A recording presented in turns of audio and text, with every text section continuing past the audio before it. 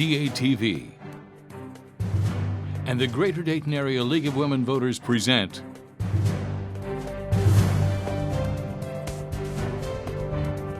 Meet the Candidates, your chance to learn about the candidates running for office in the November election. Hello, I am Peggy Berry, a member of the League of Women Voters of the Greater Dayton area. I am here today with the candidates running for the Dayton School Board. The candidates are William Bailey, Rennie Powers, Ken Hayes, William Smith, and Eric Walker. Mr. Bowers was unable to participate today due to a prior commitment. We will start our interviews by giving the candidates 1 minute to tell us about themselves and why they want to serve on the Dayton School Board. Mr. Hayes, I will start with you. Thank you, and thank you to League of Women Voters to hosting this forum. I appreciate having the time to meet with fellow candidates and talk about why we want to be here. For me, my wife and I have 2 kids who attend DPS as a first and third grader. I am a teacher. I teach at Central State University, where I'm the writing program coordinator and the Senate chair for the university. And I think that the skills that I have developed over my career as an educator and an administrator make me a really good fit for the school board. And I think that I bring a lot to the table that can add some value to what a lot of people are asking for when I talk to them about what they're looking for in school board members. Thank you. Mr. Walker. Good morning, and thank you for the opportunity. Eric Walker from right here in Dayton, Ohio, born and raised, a grad of Dayton Public Schools, Thurgood Marshall High School, have worked for Dayton Public Schools, Trotwood Madison Schools, and really seeing the inside of the districts of both. Dayton Public Schools, it drove me to run because I have a passion for education, as well as accountability and transparency within our school district and what we are actually providing to the parents of the students that the district actually serves. One of the challenges that I see, which really pushed me forward to running, is more community involvement inside of the classroom, inside of the building, and adequate pay for not just our teachers, but our paraprofessionals and bus drivers as well, who actually work right hand with the students as much as the senior level officials within the district. That is why I decided to run for the Dayton Public Schools Board of Education. Thank you, Mr. Walker. Dr. Bailey. Hello, I'm William Bailey. I'm a graduate of Belmont High School, product of DPS, retired Dayton police officer, and I worked for Samaritan Behavior Health for a number of years doing curriculums and going into different school systems such as Centerville, Miamisburg, West Carrollton, Trotwood, Jefferson Township, and Vandalia. I wanted to run because I just seen that we have a basic need in Dayton public school systems that I just feel like that it gets a bad rap, and that we can help the school system to just be better. I'm all about the students. I really want our students to succeed in the Dayton public school system. I want there to be a buy-in for the educators. And when I say educators for DPS, I mean not just the teachers, but our janitors, our bus drivers, everyone that's involved with our students. So I'm just here to just try to make things better for our students and our community. Thank you. Mr. Smith. Good morning. I appreciate you all for being here and appreciate the time and opportunity. My name is Will Smith. I am a lifelong resident of Dayton. Proud graduate of Meadowdale High School. I've had 2 students so far that are in Dayton Public Schools, and I'm a proud parent of a 3-year-old boy who I am eager to send to Dayton Public Schools. So I have a vested interest, as well as being someone who has worked in this community as a community organizer and an advocate, worked alongside of the different levels, from our business community to our inner city communities to our school communities. And as a member currently of the school board, I would love to continue to serve, to keep pushing forward some of the things that we've been doing. I know we've had a lot of issues and moving forward through some of the things that not only were caused by COVID, but a lot of the socioeconomic things that were exacerbated by COVID and some of the things that were shown because of it. And more importantly, I think the biggest thing for anybody, it has to be about the kids. Every decision that we make has to be done with the kids at the forefront, whether it be from dealing with the community, families, or staff. It has to be about how does it help the kids. Thank you so much, Mr. Smith. Okay, I am going to ask each of you, each candidate, the same question. You will have 2 minutes to speak to that question, and then I will move to the next candidate and give them 2 minutes to respond. Dr. Bailey, I'm going to ask you first, and that is describe the role of a school board member as you see it. The way I see it right now is that school board members should be there, first of all, to support the students and looking out for their best interests. Again, I think after that, you've got to look at what's going on with the teachers and helping everybody to be heard. Right now, there needs to be a buy-in so everyone can be heard. Talking to some of the students, talking to the teachers, and some in the community, sometimes it seems like they're not being heard. So I think the Dayton board should be helping to bring everyone together to be able to work together to be heard. The other thing I think that the school board should be doing is helping to have a better understanding and a good work relationship with the superintendent that will be in place. To make sure that, again, the students are taken care of, that the students are being thought of first.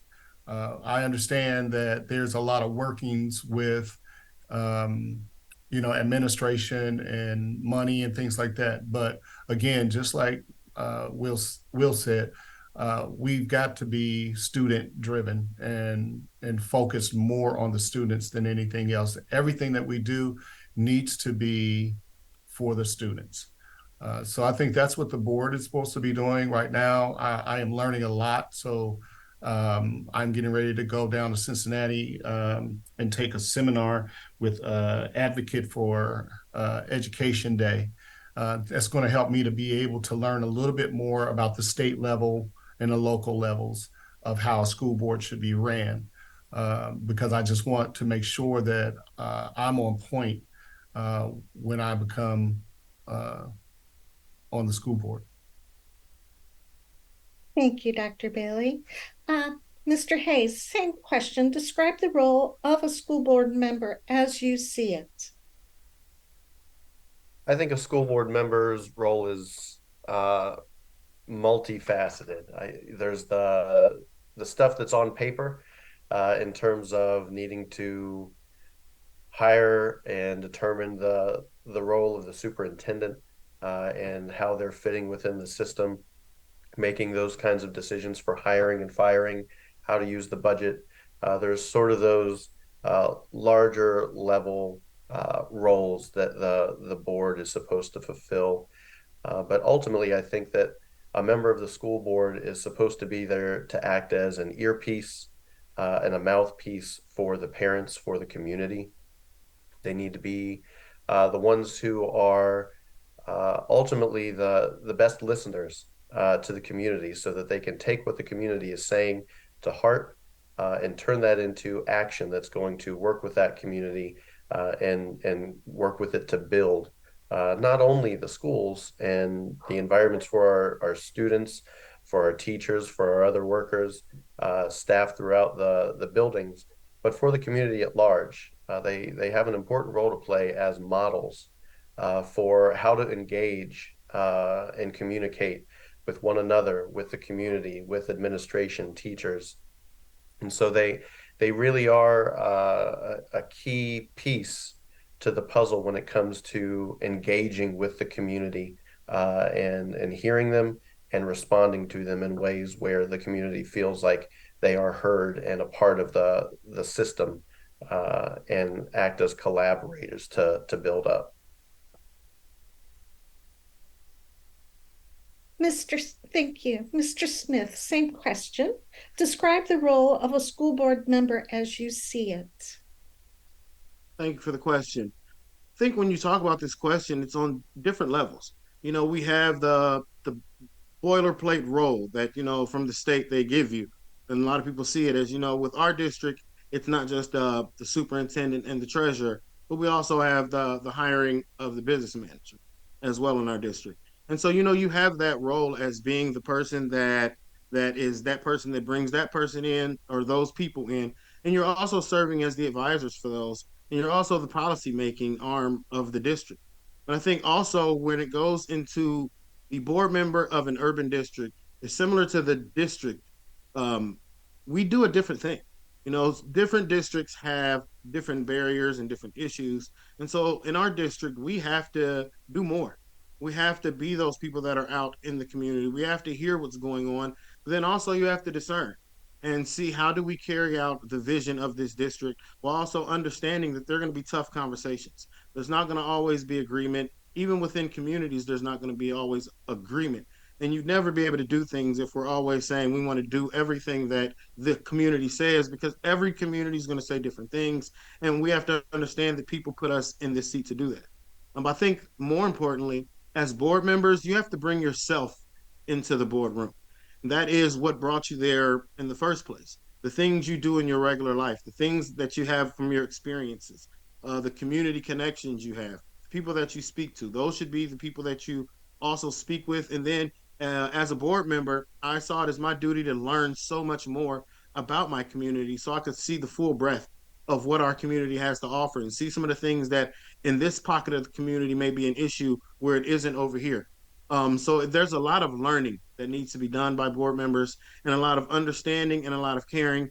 And then when it comes down to it, you have to be ready to make tough decisions that are about the students and the future of the district.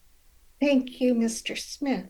Mr. Walker, same question. Describe the role of a school board member as you see it. Thank you for the question. For me, it is the school board is responsible for, like Mr. Smith said, the employment of the superintendent, treasurer, and business manager. And along with that, the policies for the district. I think what we have to take in consideration as school board members is the fact that the policies that are being set, making sure that they fit the student body as well as the employment of professionals in the district to carry out those policies going forward. A lot of times we find that it is an urban school district, so we cannot be like another school district that may be Kettering or something like that. We have to be aligned with, we face low-income youth that are inside of a school district, but making sure that we are providing community resources and working within that chain of command with the superintendent, treasurer, and business manager to make sure that we have the resources available to provide, whether it's mental health support and things like that to the students which we serve, but also looking at the staff that the district hires to make sure that we have the dollars available to pay them the appropriate amount of money that fits within the role that they're doing, and not being too relaxed with that. For me, it is not looking at our higher ups making the big dollars, but more so how do we get those dollars back into the hands of the educators within the classroom, the educators that's on the school bus, the educators that are in the cafeteria. So as a school board member, I think we have to be mindful of those type of decisions as well that affects us every single day inside the district, which we end up being charged with running. Thank you. All right, I'm going to start with you, Mr. Walker, with the next question. As a school board member, how will you address parental concerns? Great question. For me, it is Dayton Public Schools have to do more with regards to providing better support to parents for resources and access to those individuals. One of the challenges that even without collecting signatures that I constantly heard is I would call the district, I would call my teacher, my child's teacher, and I don't get a call back. I'll go and visit, and it is not the same information that's being supplied on a report card. So also we have to start taking our resources to the parents and not expecting them to come inside of the building for everything that we do. Dayton Public Schools a few years ago actually had attendance walks where the staff, the administrators went out into the district and actually knocked on doors stating, hey, you missed school this many days. How can we help make these resources more available for you to help you get back on track with your education? But also providing with those parents more resources for them with regards to, you may have parents that may be looking at, hey, I don't have a high school diploma, I don't have a GED and things like that. How do we provide those within a district to provide that type of community support? But also the district has one person that is charged with this whole community engagement aspect. How do we get that one person more resources to make that job more accessible to all buildings? And it's not just one person taking on that workload. So for me, it is, how do we take the engagement to the parents and not just expect them to come to the buildings? How do we provide better funding for the department, which works directly with parents? How do we allow more resources for the parents with regards to access to our downtown administrators? Thank you, Mr. Walker. Mr. Hayes, same question. As a school board member, how will you address parental concerns?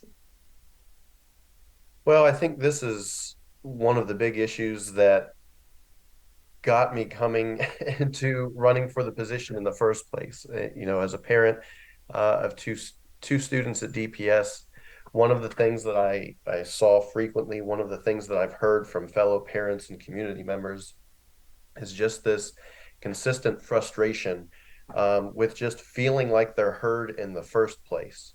And so I think it starts with creating better spaces as a board and working on down, where the parents feel that they have a reason to be engaged, and really hearing what they say and bringing those concerns to the forefront, and acknowledging what they're saying in a way that they're going to know that we are hearing and acting on those concerns.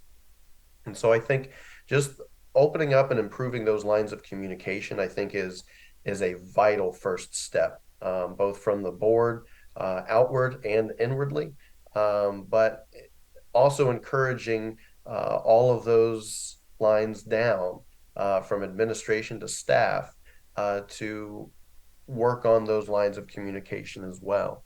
And I think we have so many businesses and groups in the city, and parental involvement of people that really want our students to thrive.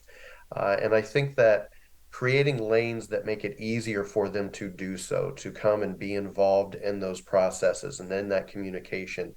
I think that once we start to model that strong communication and acting on concerns in really concrete ways that the parents can see, that their confidence in the system is going to improve, which is going to increase their engagement and feeling of trust in that system. Thank you so much. Mr. Smith, same question. As a school board member, how will you address parental concerns? Thank you for the question. The way I would address it is the way that I have been doing as my time on the board during that time. The first thing is I listen. I listen. People know they can reach out to me through any kind of way. If you want to reach out through Facebook, if you want to reach out through my email, if I was one of the few people when I first got on the board, you can put my cell phone number on this business card. You can reach out. And I think that is one of the things as a board member, being able to be available to people, because there are times where people feel comfortable speaking to different people. Secondly, understanding as a board member, bringing to the district ways that we can connect more to these parental issues. That's something that I have really pushed for. When I came on the board, the position that Mr. Walker spoke to hadn't even been filled yet. And so not only that, but getting that person, but then in that time, creating spaces inside of individual schools as well.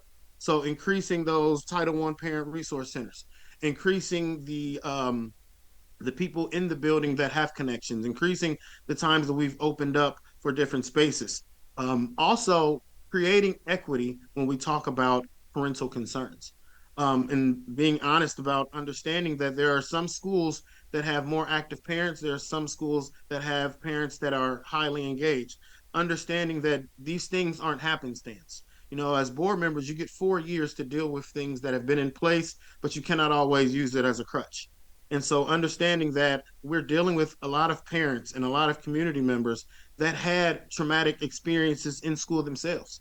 And so understanding how do we make sure that not only is this parent being heard, but they're being heard in a way that reflects value for that situation. I think you can't make it a cookie cutter thing. One of the things that I like that has been really embraced and pushed out is making sure that we reach out to our parents.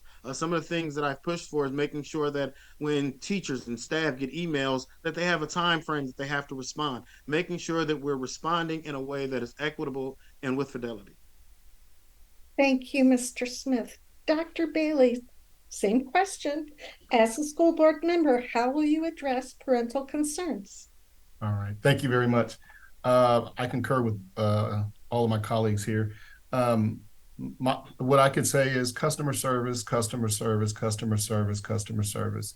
First thing we need to do is we need to listen to what the parents are saying. Being in the community right now and the phone calls that I am getting personally and when I was getting signatures is that the parents don't feel like they've been heard. So I think that we have to first listen, then we have to react to their concerns, because a lot of times they're calling in and nobody's getting back with them. So I think that's one of the things that we need to address is making sure that we react to their concerns of listening and then acting upon whatever their concern is, making sure that they get an answer to whatever their questions are. So the customer service piece, I think, is huge.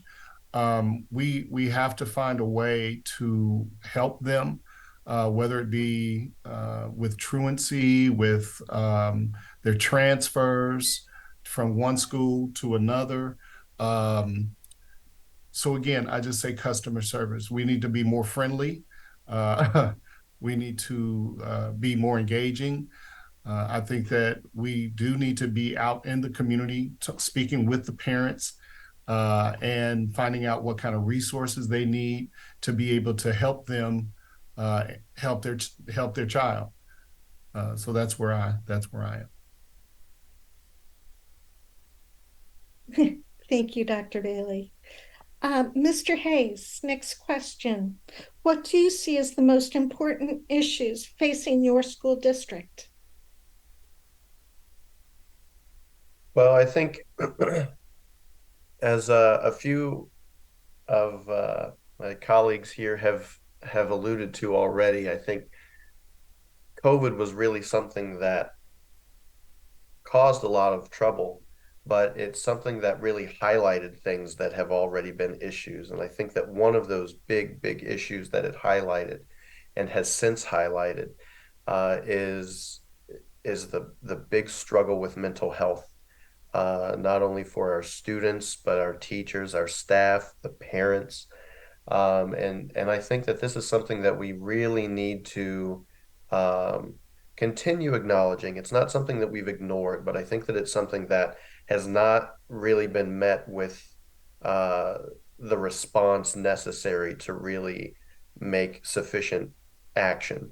And I think that mental health is something that we're really going to have to push to the forefront more so than we have up to this point, increasing counseling, increasing training for staff and teachers, not only for recognizing when their students and colleagues are reaching out and need help, but also self-care and understanding when they're showing signs of burnout and those sorts of things. I think that a lot of the other issues that we have when we talk about high turnover and bullying in schools and a lot of these other big issues that we really need to tackle really have that problem of insufficient care for mental health as a foundational issue. And so there are a number of things that we need to continue working on, but I think that mental health in the school system is certainly one of those foundational issues that we need to really focus on moving forward. Thank you. Mr. Smith, what do you see as the most important issues facing your school district? Thank you for the question. I think when we talk about the most important issue to me, it's really understanding that being in an urban environment does not mean you have to have deficit thinking. I think that is a huge thing right now, not only here in Dayton, but across the country. And understanding that we do have to get through the responses that we saw through COVID, the data that we saw where there were drops in education all around. But I think understanding here, we have to be about the business of valuing education and preparing well-minded and well-rounded individuals for the future that is out there. So it's about being creative. It's about understanding that some of the ways that we teach children are not preparing them to be successful individuals. Like Mr. Hayes said, if we're preparing ourselves to have well-rounded individuals, mental health has to be key. We have to make sure that we're making data-driven, student-centered decisions. We have to make sure that we're valuing our staff because all of these things play a part in creating this system. So I think that for me, the biggest thing facing our district is how do we create the district that we want to see without falling back on some of the old tropes of we can't do it because of poverty or we can't do it because we're in this community, and saying how do we pull our community partners in? How do we use the collective genius in these buildings, from the people at the very top to the people that are seeing our children from morning till afternoon? How do we make sure that we're creating the experience for them that also bring in their families, creating the after school activities, creating the programs that we just done at Walghamna Middle School and E.J. Brown Middle School, where our students aren't waiting until high school to learn about career tech. You know, I spoke with a young teacher, first year over at Walghamna yesterday, and she's excited because she's teaching agriculture. You know, teaching our children things that get them excited, that bring in the parents. And I think that's the biggest issue that we face, and that's one issue that I want to tackle on the school. Thank you, Mr. Smith. Dr. Bailey, what do you see as the most important issues facing your school district? Thank you. I agree with Mr. Smith with getting the programs here to make these kids understand that there's more out there to do. But I really want to go back to when he said that everything comes right back to the mental health piece. I've been, as a police officer, as working with Samaritan Behavior Health and mentoring these kids, these students, it goes back to that mental health piece. If they're not mentally stable, then how can they get better grades? And I think that we need to really address that. It's being addressed across the board in just about every job right now. And some of it stems from COVID, and some of it stems from even before COVID. So I think the biggest thing is for us to be able to get our kids stable mentally, and then show them, while doing that, also showing them that there's way more things out there for them to do than just leave high school and just try to survive. We've got to start educating them on, what they need and what they can do to get to college, military, or just being in the workforce. I remember being in the Dayton public school system and going to the Dayton Career Academy, where we had law enforcement, fire service, pharmacy, DATV, where that started. So I think we need to be able to be well-rounded and be able to show that our kids that there's a lot of things out there that they can succeed in. And that even though they see that Oakwood and Centerville might be, as I could say, being hyped up, they are just as smart. They're just as brilliant as any other kid. Thank you, Dr. Bailey. Mr. Walker, the last question here. What do you see as the most important issue facing your school district? So for me, I would say yes, it's mental health, but I will also add the underfunding to the district with regards of when we look at school choice and charter schools and then public schools. I mean, that's one thing that our state legislators really need to be mindful of and take in consideration. But also, I think another issue that we have is our students that have these individualized educational plans, IEPs, making sure that we are screening them correctly and on time with those to make sure that we can see exactly where they are and how do we help them move forward.